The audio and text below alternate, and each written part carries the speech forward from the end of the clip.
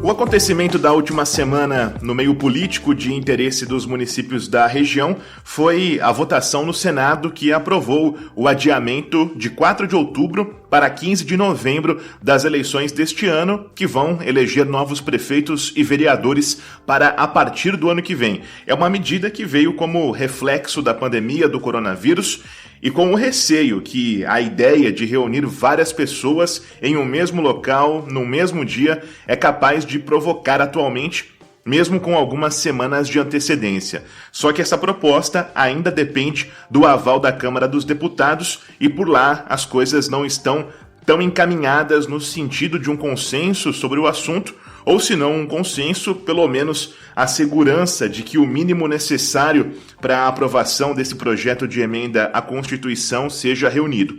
E ainda assim, permanecemos por enquanto com uma interrogação sobre o dia em que os eleitores vão às urnas nesse ano e sobre os reflexos que um adiamento pode causar. Caso a gente considere a data original, 4 de outubro, faltam menos de 100 dias para as eleições, uma contagem regressiva que, com esse número redondo, começou na sexta-feira, dia 26 de junho. Parece muita coisa?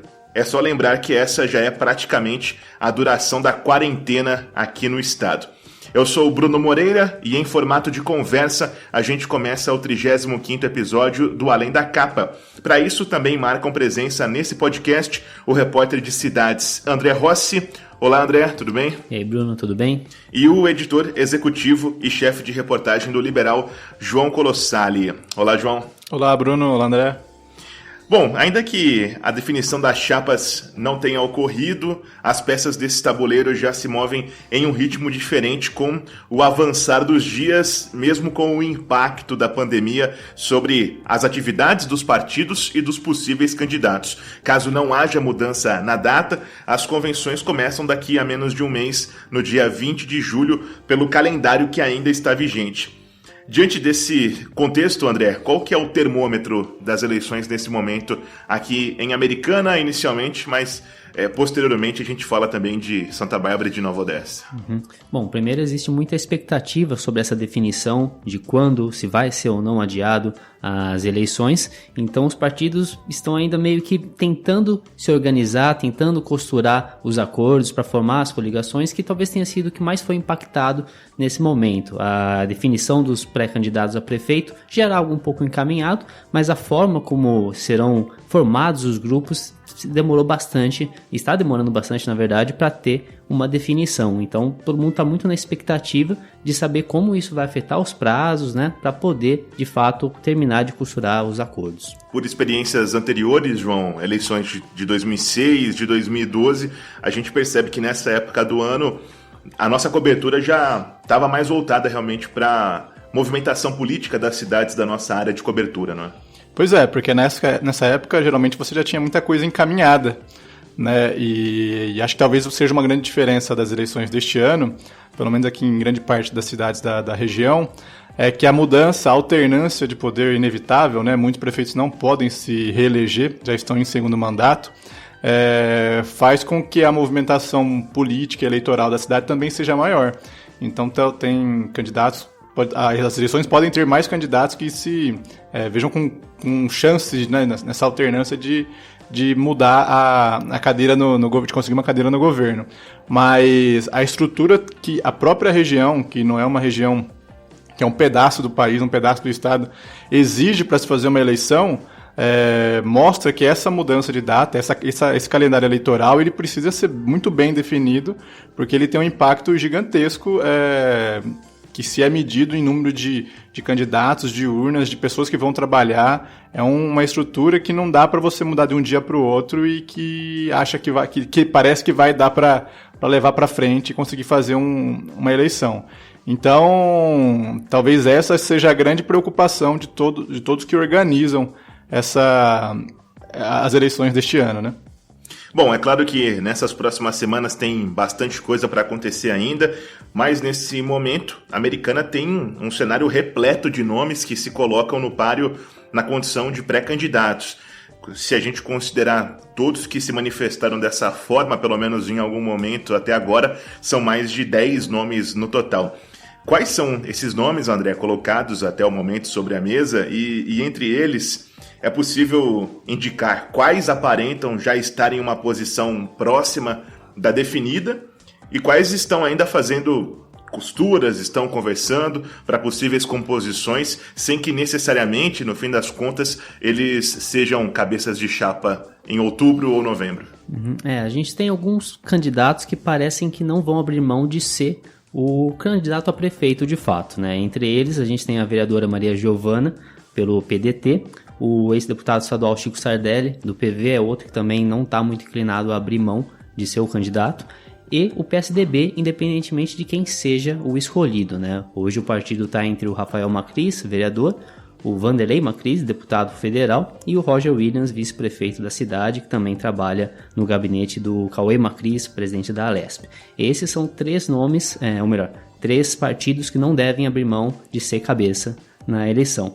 A gente tem o Kim, vereador que saiu do MDB para ser candidato a prefeito pelo Solidariedade, também é outro que parece que não faria muito sentido abrir mão de ser o candidato por conta aí do discurso que ele tem adotado até o momento, né? De que já teve muita experiência no executivo, anos como vereador e que disputar a prefeitura seria a evolução natural. Então a gente imagina que ele deva ser candidato de fato.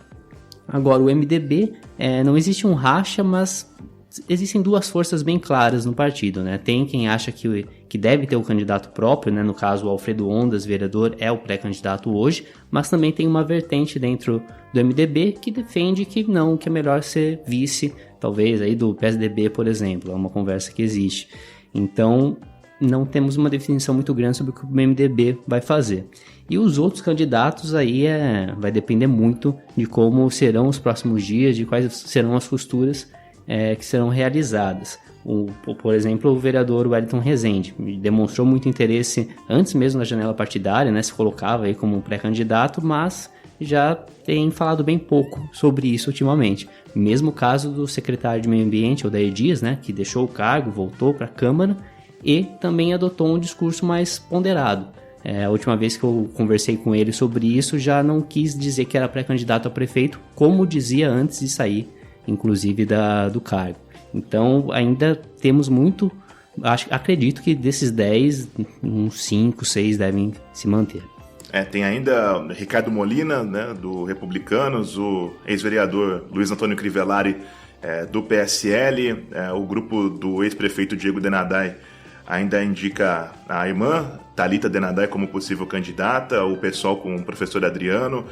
São vários nomes, né? Você já citou alguns, eu lembro de outros, né? E esse é um dos itens na casa de apostas a ser considerado agora, não é, João? Quantos nomes de fato vão para a urna, né? Pois é, mas acho que a grande incógnita que essa pandemia provocou é justamente a posição do PSDB, que é um partido que historicamente na cidade é forte, está sempre saindo vitorioso de uma forma ou outra, ou como candidato, ou como apoiando algum partido. E tem nomes bastante fortes e reconhecidos na cidade, que são o pessoal da família Macris. Essa posição indefinida deixa ainda muitas composições partidárias aqui também sem saber que rumo tomar. O PSDB dizia que definiria esse nome em fevereiro, e foi passando para março, a pandemia adiou, e até agora não se tem ainda uma data específica, né, para se anunciar quem vai ser o candidato do partido, que parece ser, até o momento, o candidato a ser batido, pelo menos em termos de nomes que circulam, né, que se especulam, são os nomes talvez mais tradicionais da política, ou mais pesados aqui da política em Americana. E a discussão sobre essa mudança de data das eleições passa, evidentemente, com esse nosso cenário de 2020, pela questão sanitária, pela incerteza da condição que o país vai oferecer em outubro. E no meio político, André, o que se ouve sobre essa medida? É possível apontar se existe quem ganha ou quem perde aqui no cenário regional com um eventual adiamento para novembro? Eu acho que falar em quem ganha ou perde nesse momento é um pouco complicado, porque a gente não sabe como isso vai afetar de fato, já que os prazos são iguais, mas como o João disse, interfere muito na preparação da campanha. Até o exemplo que o João citou do PSDB, acho que é um dos que reflete de uma forma bem clara como o fator coronavírus afetou a percepção do partido em relação ao que o eleitorado quer. Antes da pandemia, o PSDB tinha uma ideia de que a cidade queria um candidato jovem. Até por isso o Rafael Macris é cotado, o Roger, que já tem um perfil também, que dialogaria um pouco mais com isso. Só que no momento agora de pandemia, a gente vai ter uma crise financeira grande. Depois que tudo isso passar, talvez o eleitorado queira alguém que traga um pouco mais de confiança, que já seja testado politicamente, que tenha experiência, que seria o caso do Vanderlei Macris. Então, isso dificultou bastante a definição pelo candidato do PSDB. Eu conversei com o Roger Williams nessa sexta-feira, dia 26, sobre o prazo, né, de quando eles iam anunciar. Ele falou que está tudo mais ou menos encaminhado agora, que passa um pouco por essa definição do perfil do eleitorado, e que nos próximos dias, não especificou quantos dias, mas nos próximos dias deve ter uma definição sobre o candidato. E para o PSDB também você tem que considerar um peso político e talvez de desgaste da condução do Dória em frente à pandemia, né? Uma relação do eleitor que não tinha talvez tanta opinião sobre o Dória, né? Aversão ou favorável ao que ele faz, mas que a pandemia mudou, porque ele tem liderado medidas polêmicas, né, necessárias, segundo a saúde, e que politicamente pode ter algum desgaste para o partido, para o PSDB e principalmente para a família Macris, que é muito ligada ao governo Dória, ao próprio governador.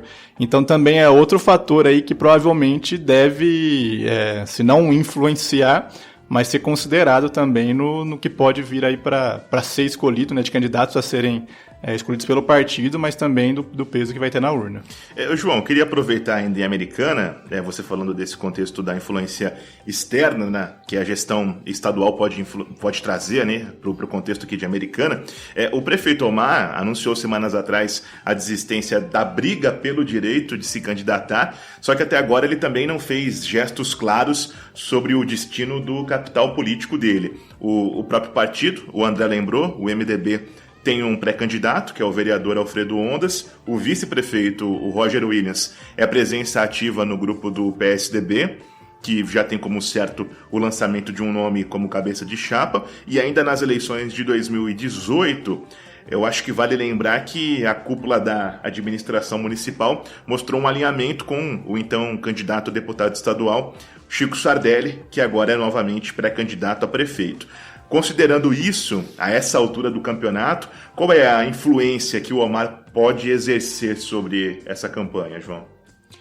O que se comenta nos bastidores é que o prefeito não tem ainda muito bem claro a quem apoiar. Ele tem alguns nomes que são mais próximos a ele, que lhe agradam, mas definido, ele tem dois grupos ali que sempre estiveram ao lado dele, apesar dos pesares, que é o próprio grupo do Chico Sardelli, né, que está sempre teve sempre uma participação na prefeitura, inclusive com algumas indicações, e o grupo dos Macrises, né, que ajudaram na eleição do próprio Omar.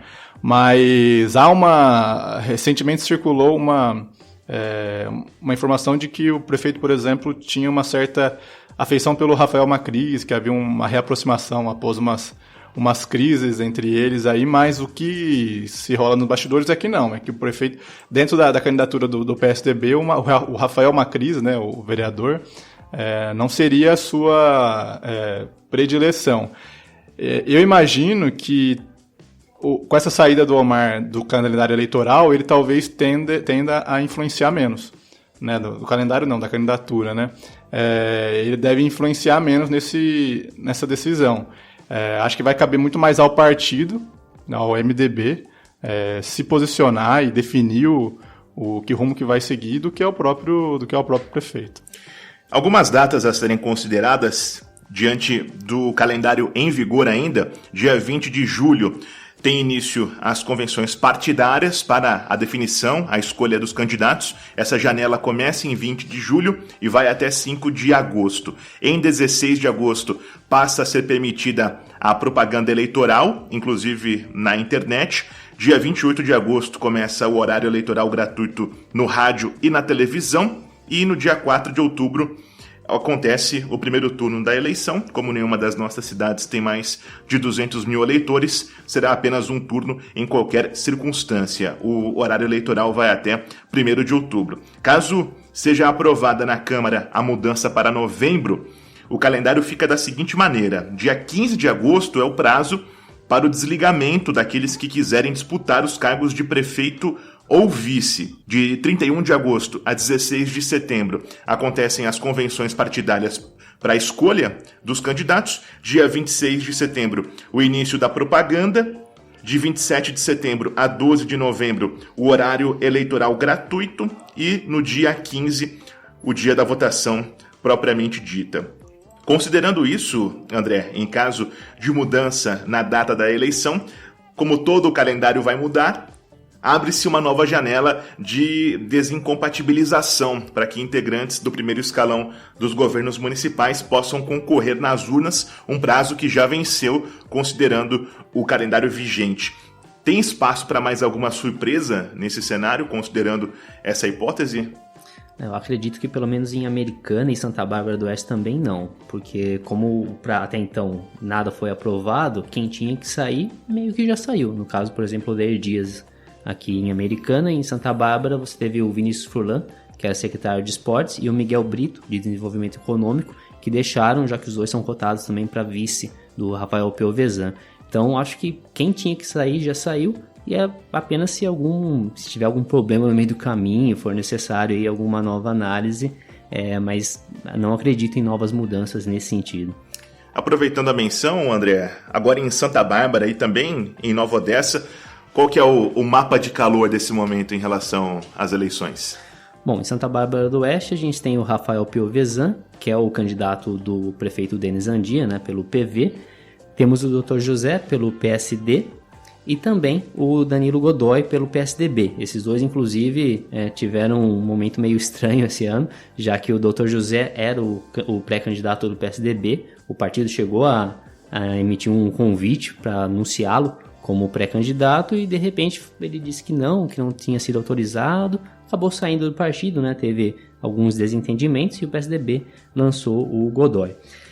Além disso, a gente tem o Marcos Fontes, que é pré-candidato pelo PSL, ele que ficou como suplente de deputado estadual na última eleição e também é filho do vereador Carlos Fontes. É meio que uma incógnita porque o PSL perdeu força a nível nacional, então a gente fica meio na dúvida como vai ser o poder de articulação deles nesse momento, apesar da região ter tido uma votação expressiva do Bolsonaro, né? Mas que não está mais no partido, isso definitivamente impacta em como o candidato consegue se vender até, né? Aí não vai mais ser a foto do Bolsonaro lado a lado, por exemplo, ou qualquer coisa nesse sentido, né? Então fica difícil ver qual que vai ser o poder de articulação nesse momento de um candidato do PSL, por exemplo.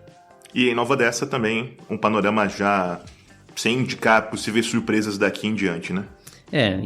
Tem 3 candidatos bem definidos, né? Que é o Dr. Lourenço, do PSDB, sucessor aí do prefeito Bill, o Dr. Nivaldo, pelo Republicanos, que inclusive está num momento meio difícil aí dessa pré-campanha, já que foi alvo de uma fake news falando que tinha pedido para sair do partido, que não procedia, né?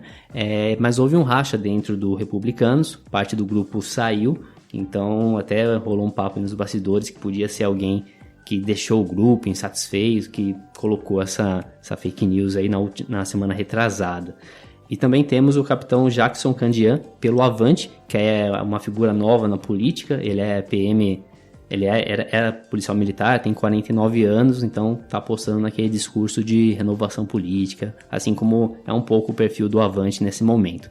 Ainda existe a questão dos vereadores. Muito se falou antes do fechamento da janela partidária que o Thiago Lobo, a Carla Lucena e o Leitinho, que são a oposição dentro da Câmara, que eles poderiam se unir de alguma forma para tentar disputar a prefeitura. Não estava muito claro quem seria o prefeito, quem seria o vice, qual seria a relação desse terceiro membro numa conjuntura como essa. E também surgem alguns papos agora de que eles podem tentar conversar com o Dr. Nivaldo, já que teve esse problema dentro do Republicanos, que não está descartada uma aproximação entre essas partes. Mas isso já é bem bastidor mesmo, não tem nada muito concreto nesse momento. O que não é difícil saber é que essa campanha certamente vai ser influenciada pelas ações que as cidades tomaram durante a pandemia. A gente falou aqui que em Americana o prefeito Omar ainda não vestiu uma camisa em definitivo e, em paralelo a isso, o atual prefeito também não demonstra a intenção de seguir com o seu nome na urna em novas ocasiões, como nas eleições de 2022 para deputado, por exemplo, e pelo menos os seus movimentos, eu digo que não vão nesse sentido, né? Diferente dos cenários de Santa Bárbara e de Nova Odessa, onde o Denis Andia e o Bill não podem se reeleger, mas tem figuras claras sendo trabalhadas como seus sucessores, e eles também olham para o futuro no meio político depois das experiências de 8 anos como prefeitos. João, como esse período inédito pode influenciar a relação do eleitorado com projetos como esses do Denis e do Bill aqui em Santa Bárbara e Nova Odessa? Acho que tudo vai passar pelo... Acho que a pandemia vai ter um grande efeito, né, para se medir o final do mandato e talvez o que fique mais recente na memória do eleitor. Mas, de qualquer forma, são 8 anos que o eleitor, numa possível candidatura mais para frente a outro cargo, vai ter que considerar, ou pode considerar, para fazer uma escolha. E dada também a dificuldade de a região atualmente ter candidatos eleitos, né, a região perdeu alguns deputados nas últimas eleições, esses novos nomes nas urnas daqui para frente pode ser que seja uma nova referência de políticos aqui que a gente estava acostumado para esse eleitor. Mas a pandemia pode fazer uma grande diferença, sim, até porque é um fato tão atípico e significativo na vida das pessoas, né, que talvez ainda tenha repercussão por muitos meses daqui para frente, podem marcar esse final de mandato desses prefeitos que estão de saída e almejam algumas coisas, algum outro cargo mais para frente. A certeza também é de que essa resolução terá que ser breve, ainda que incerta nesse momento em que a gente conversa, tarde de sexta-feira, dia 26 de junho, em relação à definição da Câmara sobre como essa PEC aprovada no Senado vai ser conduzida na Câmara dos Deputados. João, obrigado pela presença. Obrigado, Bruno. Valeu, André. Valeu, Bruno. Esse foi mais um Além da Capa, o podcast do Jornal O Liberal. Lembrando que você nos encontra no feed do Spotify, do Apple Podcasts, Google Podcasts, Deezer e Castbox, também no canal do Liberal no YouTube. A gente recebe comentários pelo e-mail podcasts@liberal.com.br e nas redes sociais do Liberal. Os endereços você encontra na descrição do episódio. Apresentação e edição comigo, Bruno Moreira. Até a próxima.